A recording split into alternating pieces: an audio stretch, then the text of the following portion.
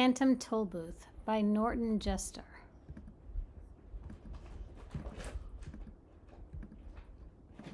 Long introduction. Milo. There was once a boy named Milo who didn't know what to do with himself, not just sometimes, but always.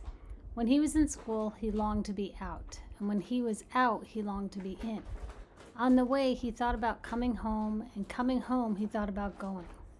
Wherever he was, he wished he were somewhere else, and when he got there, he wondered why he'd bothered. Nothing really interested him, least of all the things that should have. "It seems to me that almost every day is a waste of time," he remarked one day as he walked dejectedly home from school. "I can't see the point in learning to solve useless problems, or subtracting turnips from turnips, or knowing where Ethiopia is, or how to spell February." And since no one bothered to explain otherwise, he regarded the process of seeking knowledge as the greatest waste of time of all. As he and his unhappy thoughts hurried along, for while he was never anxious to be where he was going, he liked to get there as quickly as possible.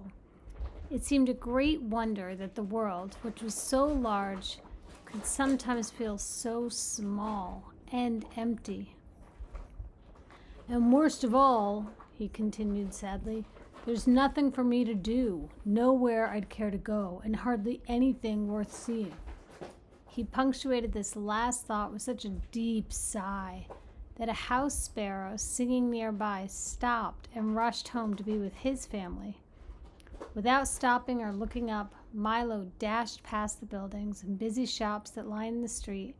In a few minutes he reached home, dashed through the lobby, hopped onto the elevator, 2, 3, 4, 5, 6, 7, 8, and off again. Opened the apartment door, rushed into his room, flopped dejectedly into a chair, and grumbled softly, "Another long afternoon." He looked glumly at all the things he owned, the books that were too much trouble to read, the tools he'd never learned to use, the small electric automobile he hadn't driven in months, or was it years, and the hundreds of other games and toys and bats and balls and bits and pieces scattered around him. And then, to one side of the room, just next to the phonograph, he noticed something he had certainly never seen before. Who could possibly have left such an enormous package, and such a strange one? For while he was not quite square, it was definitely not round, and for its size was larger than almost any other big package of smaller dimension that he'd ever seen. Attached to one side was a bright blue envelope, which said simply, "For Milo, who has plenty of time." Of course, if you've ever gotten a surprise package, you can imagine how puzzled and excited Milo was. And if you've never gotten one, pay close attention, because someday you might.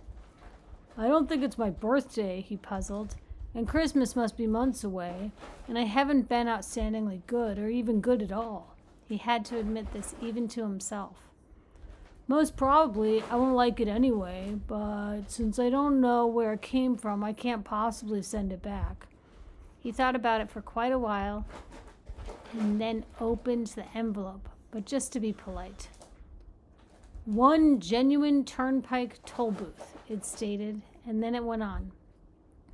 "Easily assembled at home and for use by those who have never traveled in lands beyond."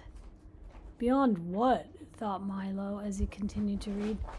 "This package contains the following items: 1 genuine Turnpike Tollbooth to be erected according to directions, 3 precautionary signs to be used in precautionary fashion, assorted coins for use in paying tolls, 1 map up to date and carefully drawn by a master cartographers, depicting natural and man-made features, 1 book of rules and traffic regulations which may not be bent or broken." And in smaller letters at the bottom it concluded, Results are not guaranteed, but if not perfectly satisfied, your wasted time will be refunded. Following the instructions, which told him to cut here, lift there, and fold back all around, he soon had the toll booth unpacked and set up on its stand. He fitted the windows in place and attached the roof, which extended out on both sides, and fastened on the coin box. It was very much like the toll booths he'd seen many times on family trips, except of course it was much smaller and purple. What a strange present, he thought to himself. The least they could have done was to send a highway with it, for it's terribly impractical without one. But since, at the time, there was nothing else he wanted to play with, he set up the 3 signs. Slow down, approaching toll booth. Please have your fare ready. Have your destination in mind. And slowly unfolded the map. As the announcement stated, it was a beautiful map, in many colors, showing principal roads, rivers and seas, towns and cities, mountains and valleys, intersections and detours, and sites of outstanding interest, both beautiful and historic.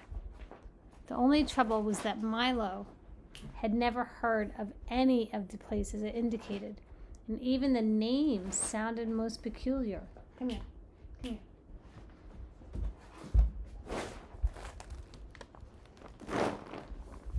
Sorry. I don't think there really is such a country, he concluded, after studying it carefully. Well, it doesn't matter anyway, and he closed his eyes and poked a finger at the map. Dictionopolis, read Milo slowly when he saw what his finger had chosen. Oh, well, I might as well go there as anywhere. He walked across the room and dusted the car off carefully. Then, taking the map and rule book with him, he hopped in and, for lack of anything better to do, drove slowly up to the toll booth. As he deposited his coin and rolled past, he remarked wistfully, I do hope this is an interesting game, otherwise the afternoon will be so terribly dull. What a grump.